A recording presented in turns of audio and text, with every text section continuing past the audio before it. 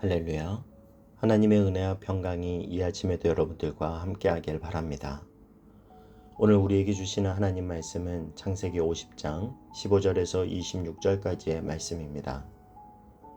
요셉의 형제들이 그들의 아버지가 죽었음을 보고 말하되 요셉이 혹시 우리를 미워하여 우리가 그에게 행한 모든 악을 다 갚지나 아니할까 하고 요셉에게 말을 전하여 이르되 당신의 아버지가 돌아가시기 전에 명령하여 이르시기를 너희는 이같이 요셉에게 이르라.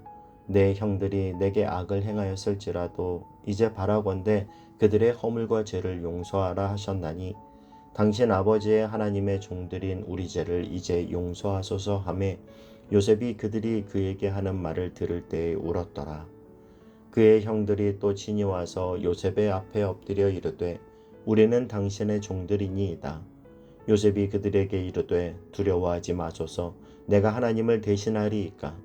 당신들은 나를 해하려 하였으나 하나님은 그것을 선으로 바꾸사 오늘과 같이 많은 백성의 생명을 구원하게 하시려 하셨나니 당신들은 두려워하지 마소서. 내가 당신들과 당신들의 자녀를 기르리이다 하고 그들을 간곡한 말로 위로하였더라. 요셉이 그의 아버지의 가족과 함께 애굽에 거주하여 110세를 살며 에브라임의 자손 3대를 보았으며 므낫세의 아들 마길의 아들들도 요셉의 스라에서 양육되었더라. 요셉이 그의 형제들에게 이르되 나는 죽을 것이나 하나님이 당신들을 돌보시고 당신들을 이 땅에서 인도하여 내사 아브라함과 이삭과 야곱에게 맹세하신 땅에 이르게 하시리라 하고 요셉이 또 이스라엘 자손에게 맹세시켜 이르기를 하나님이 반드시 당신들을 돌보시리니 당신들은 여기서 내 해골을 메고 올라가겠다 하라 하였더라. 요셉이 110세의 죽음에 그들이 그의 몸에 향재료를 넣고 애굽에서 입관하였더라. 아멘. 아버지 야곱의 장례를 치른 뒤에 요셉의 형들은 마음이 불안했습니다. 혹시 요셉이 우리를 향해 보복하지는 않을까?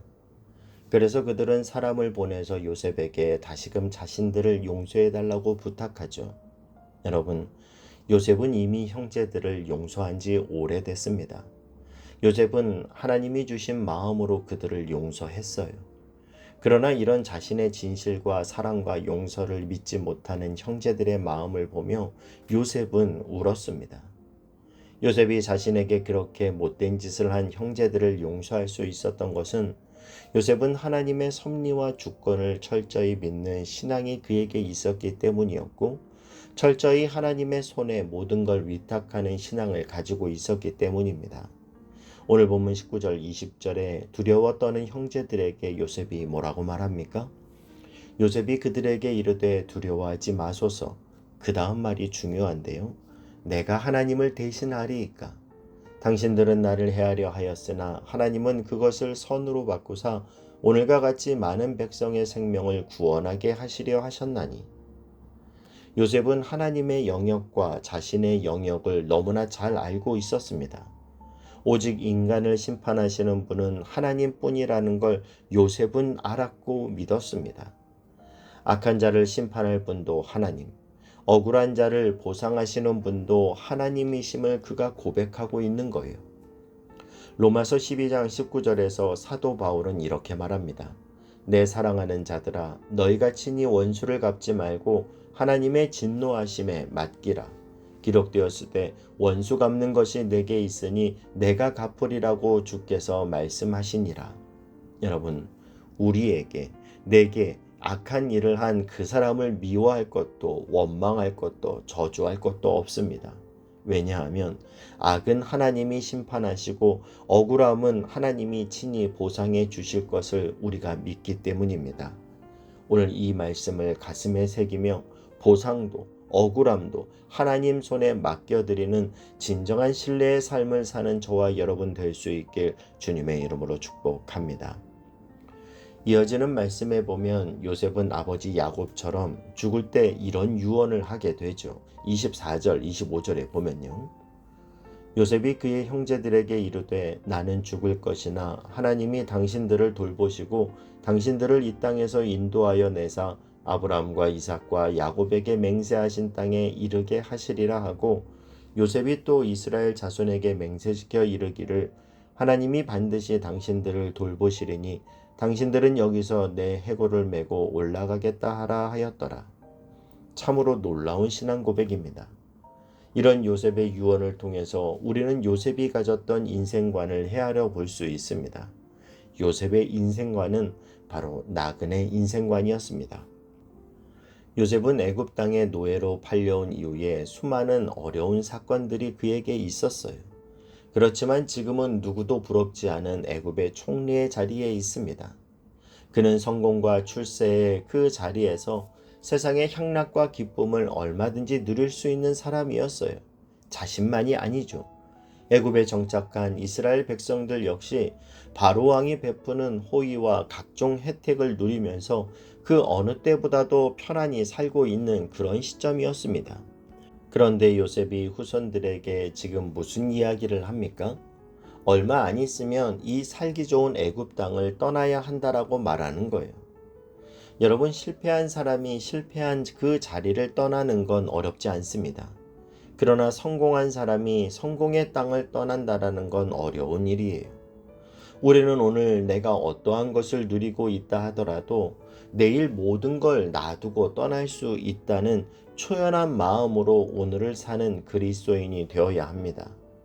영원한 하늘나라에 소망을 두고 이 땅은 지나가는 나그네에 불과하다는 것을 생각하는 사람, 그가 바로 진정한 지혜의 사람입니다.